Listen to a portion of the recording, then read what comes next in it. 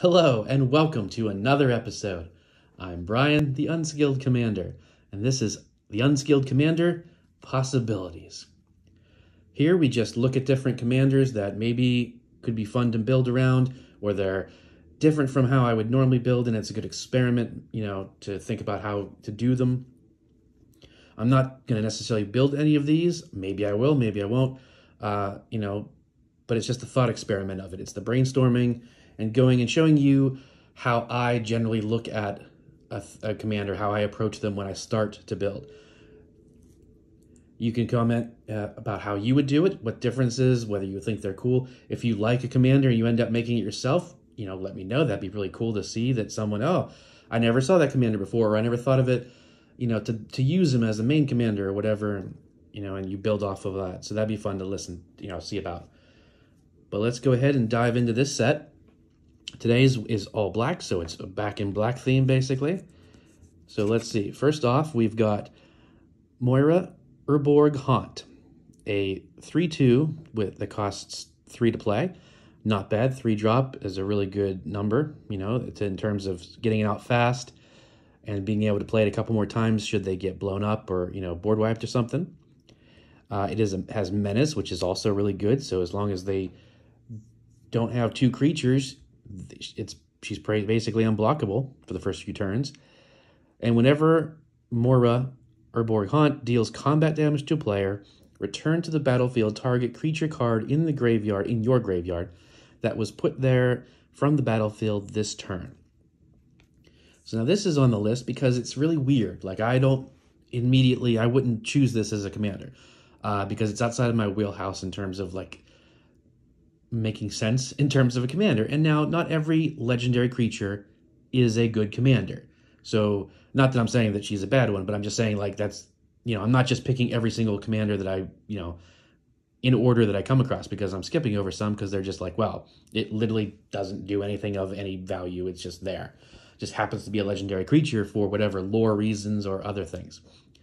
So now I don't know if she falls into that category because it seems like it's good to me, but it's just hard to wrap my head around how to play it. Because obviously Menace is great. 3/2 is not horrible for a 3-drop, it's okay. It gets out relatively early. In that early in the game, you can probably hit at least once before someone gets 2 creatures out to block with, before you have to worry about them stack blocking or being able to destroy her. And so it's going to hit combat damage. But then you come into the fact of, well, okay, cool, I get to get a creature card from my graveyard back to the battlefield, or return to the battlefield. Yeah, creature card from your graveyard that was put there from the battlefield this turn. So I think my immediate thing would be to try and this would have to be an enter the battlefield trigger deck. You would want a lot of little creatures that, not necessarily just little creatures, but a lot of creatures that had entered the battlefield triggers, like ETBs that did something good, that either destroyed your opponent's non-land permanents or gained you life, let you scry, let you put +1/+1 counters, something along those lines, which black does have a lot of those different types of things. So that's definitely the main theme, I would think. Now, the tricky part is you need to get them into the graveyard from the battlefield the same turn that she's going to do damage. So that's wherein I find it's tricky. Like, I don't know. Obviously there are sack outlets. There's creatures that let you do it. There's things like Phyrexian Arena, static artifacts and enchantments or whatever that allow you to sack creatures to get mana or to, gain life or whatever. Some of them are a little more tricky because it's like tap it, like Blasting Station is like, no, I'm sorry, that's a different one. But some of them are like you tap it to sacrifice a creature and do something. But then it says, like, if a creature enters the battlefield, untap it. So now right there, you would probably get, you'd be able to sacrifice 2 things, but she wouldn't have an extra combat. So it's really was weird thing. So it's like, it's not the kind of thing that you can go off with. You can't perpetually do it over and over again. Or can you? Maybe you can. I don't even know. Maybe there's something I'm missing, that there's certain cards that would be like, oh no, Brian, you could totally go infinite with her. It's like, oh, okay, how? but it still seems like it'd be kind of fun. You know, you would still have to beef her up and make her better along the way, because a 3/2 past turn 3 or 4, even with Menace, really isn't going to get through, because people are going to have 3/3s and 3/4s and stuff on the ground to block, and then she's just dead. Or even like a 2/2 could kill her. So you'd need to give her some sort of protection or flying or something like that, or even just a stat like an equipment that gives her death touch or something, just so people would shy away from blocking her.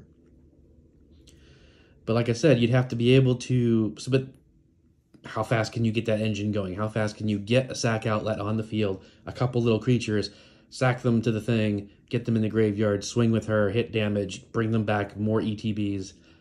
It seems a little convoluted, and so I'm not sure that. I don't think I could pull it off, but I'm not sure if it's a viable commander idea. What do you guys think? So moving on, though, next up, we've got Jumbo Frog over here. Tatsunari Toad Rider, a 3/3 for 3, pretty solid right off the bat. But he's got a big old block of text.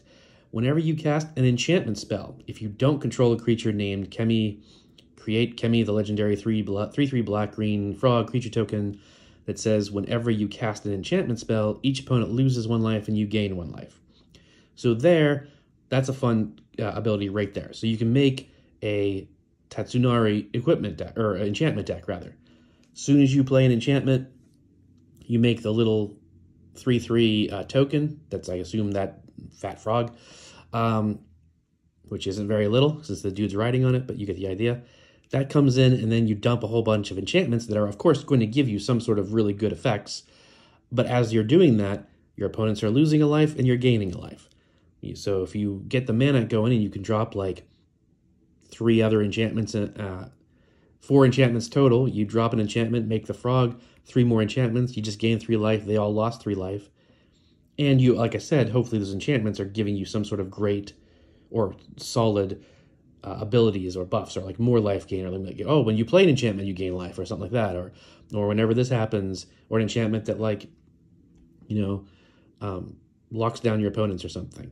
Now, this one does have, if you see down here, blue and green in its commander color. So technically, you can have all 3 colors in this commander deck. So it's not technically all black like the other 2 are, which is good because, again, green, boom, you've got yourself your ramp.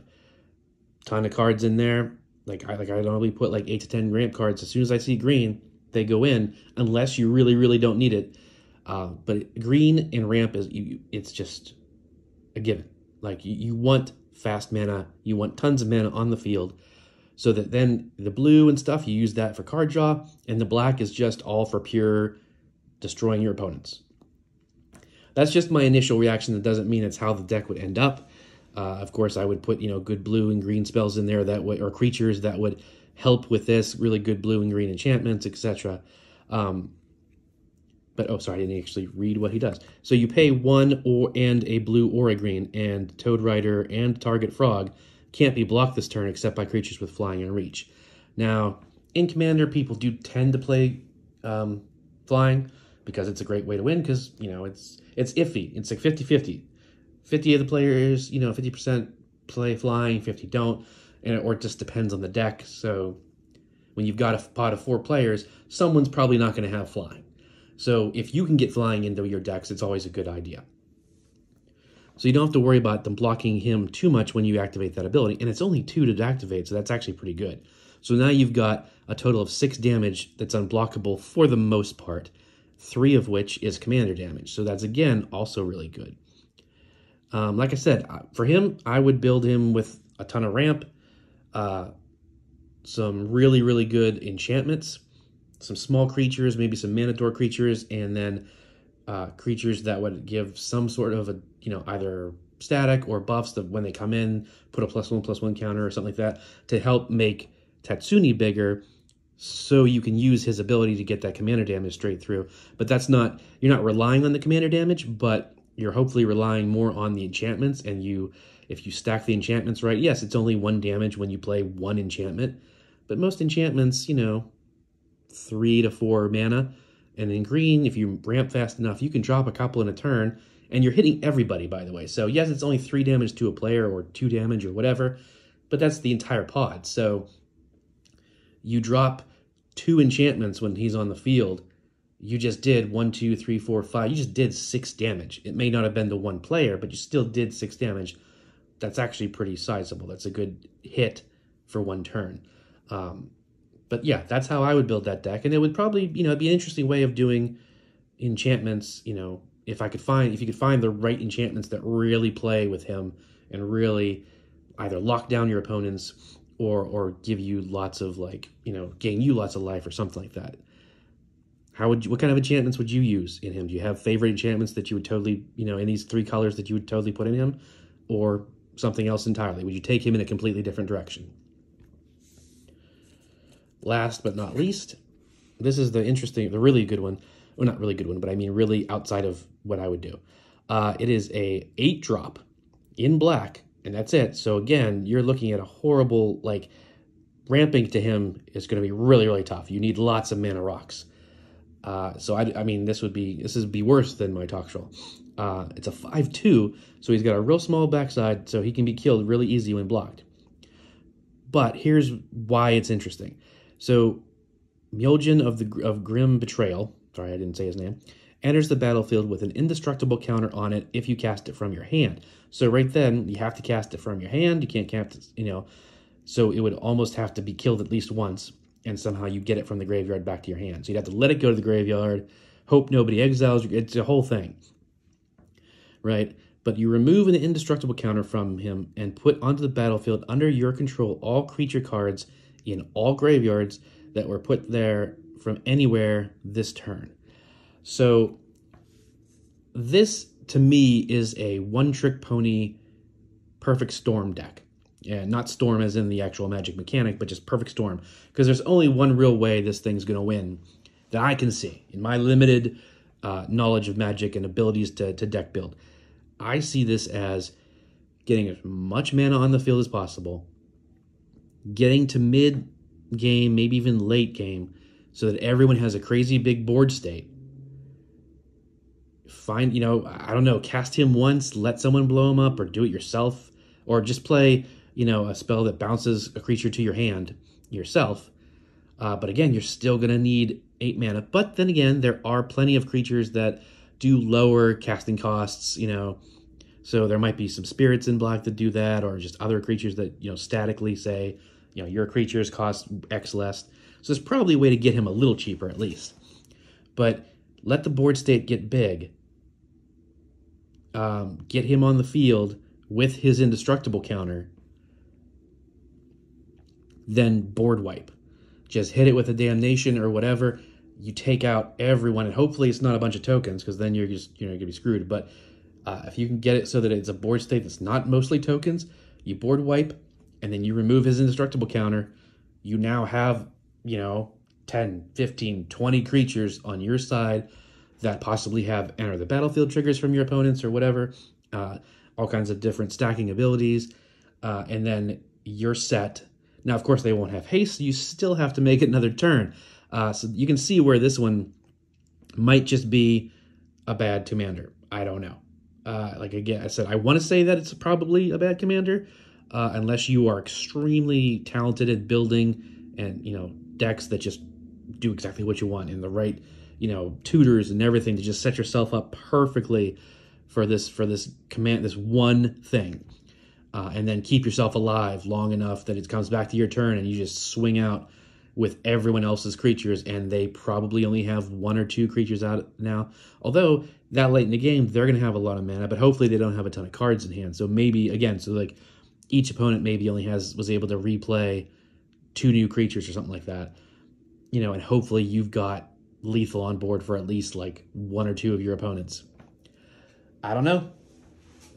But what do you guys think? How would you go about building him? Would you even bother? Is he just a completely bad commander, or is he a hidden gem? I don't know. Let me know in the comments, and I will talk to you next time.